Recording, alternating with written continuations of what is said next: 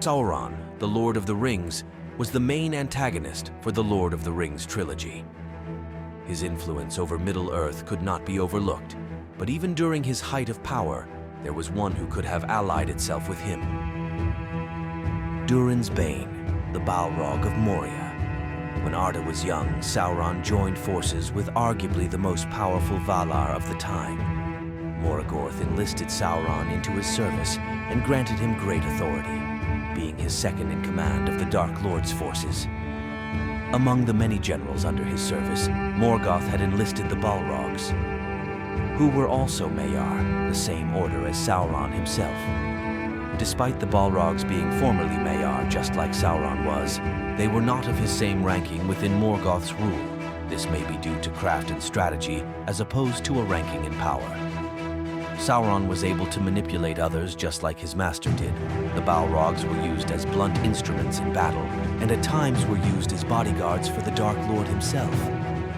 Many years, thousands of years after the fall of Morgoth, Sauron rose as his replacement. And most, if not all, but Durin's Bane had defeated. It remained hidden from all sight and memory and was never sought out directly.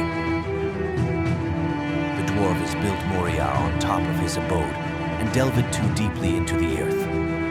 This woke the infernal beast, which laid siege to their kingdom and ultimately drove them out. Sometime later it went dormant for many years, and Sauron's forces took hold of the upper levels of Moria. Was Sauron aware of the Balrog? Perhaps his forces were there.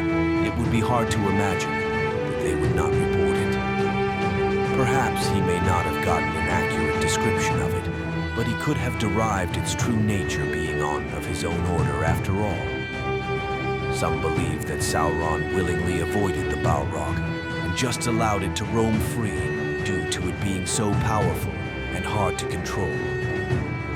Sauron did benefit from it being in Moria. It crushed the Dwarven Empire and led to its ruin. Also kept the neighboring kingdoms in check, at least those aware of its presence. And if any incursions were to happen, or just mere traversals through the underground pass, it would be met with a challenge, which ends up happening in the Fellowship of the Ring, where the Balrog confronted Gandalf in a contest that ended in Gandalf's apparent death and the breaking of the Fellowship. What other reasons could there be for the lack of an open alliance? Perhaps you may have ideas of your own. If you liked the video, please comment, like, and subscribe. Until next time.